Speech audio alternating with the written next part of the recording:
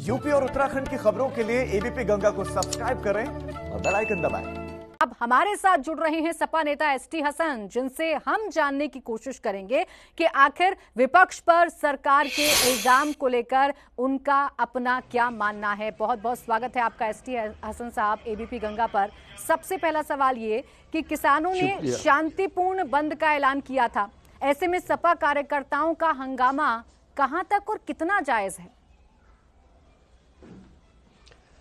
देखिए, बड़ी अजीब बात है जो आप लोग कह रहे हो कि हम लोग सियासत कर रहे हैं। अरे हमें चुनने वाले भी तो ये किसान हैं। आज ये मुसीबत में है, ठंडी रातों में सारा दिन सारी रात ये सड़कों पे पड़े हुए हैं। एसटी हसन साहब, बस एक छोटी सी बात करेक्ट करना चाहूंगी। हम नहीं कह रहे सर, एक तो तस्वीरें बोल रही हैं और सरकार आप पर ये आरोप लगा रही है।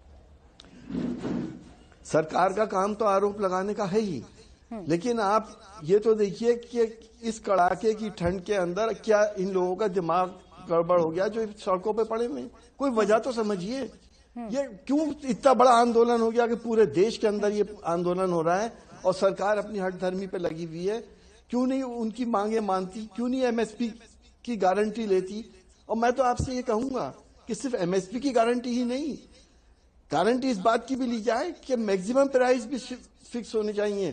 कल को जब ये कॉर्पोरेट, जिनको इन्होंने खुली छूट दे दी इस बिल में कि ये अनलिमिटेड स्टॉक कर सकते हैं, जब ये अनलिमिटेड स्टॉक करेंगे तो अपने हिसाब से रेट तय करेंगे। जब अपने हिसाब से रेट तय करेंगे तो फिर वही शेयर सिस्टम, सट्टाबाजारी किसान के प्रोडक्ट की भी होगी। तो मैक्सिमम भी रेट जो है फिक्स होने चाहिए ताकि गरीब आदमी को महंगा अनाज ना खरीदना पड़े, महंगी रोटी ना खानी पड़े। अगर ये सरकार करती है और कॉर्पोरेट के शिकंजे से कॉर्पोरेट लोग जन सेवा करने के तो एसटी हसन साहब, किसानों की क्या मांग है और आप क्यों इस आंदोलन का समर्थन कर रहे हैं, इस पर तो मेरा सवाल ही नहीं है। मेरा सवाल तो आज आई तस्वीरों को लेकर है कि सपा कार्यकर्ताओं का जिस तरीके से हंगामे भरी तस्वीरें हमें देखने को मिली, नहीं लगता आपको कि विपक्ष पर हमले का मौका सरकार को मिल गया? देखिए, हम विपक्ष के लोग क्या करें?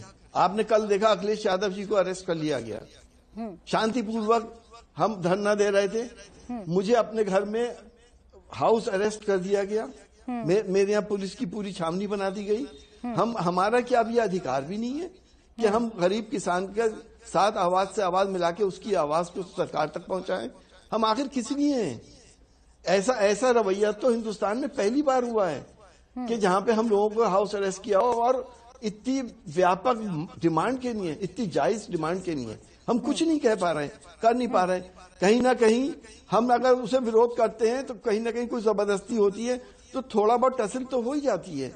थोड़ा बहुत तसल्ली नहीं। देखिए एसटी हसन साहब, हम तो तस्वीरों के आधार पर बोल रहे हैं और सरकार तो लगातार अब आप लोगों पर हमलावर हो गई है, कह रही है कि विपक्ष जो है वो बरगलाने की कोशिश कर रहा है। अब एक और सवाल मन में आता है, वो ये कि आज की जो तस्वीरें देखी उसके बाद ये सवाल है कि सपा अपने कार्यकर्ताओं को हंगामा करने से रोक पाने में नाकाम रही, क्योंकि किसानों ने तो आंदोलन शांतिपूर्ण तरीके से किया है। देखिए, आपने दो बातें कही कि हम बड़गड़ा रहे हैं। कौन कह रहा है कि हम बड़गड़ा रहे हैं? क्या पूरे मीडिया को, आप सबको इस बात का अंदाज नहीं कि किसानों के साथ जुल्म हो रहा है?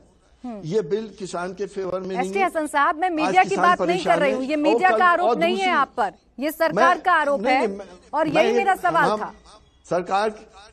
सरकार तो ये आरोप लगाएगी क्योंकि सरकार के पास कोई जवाब है ही नहीं। दूसरी बात, आपने कहा कार्यकर्ताओं का हंगामा।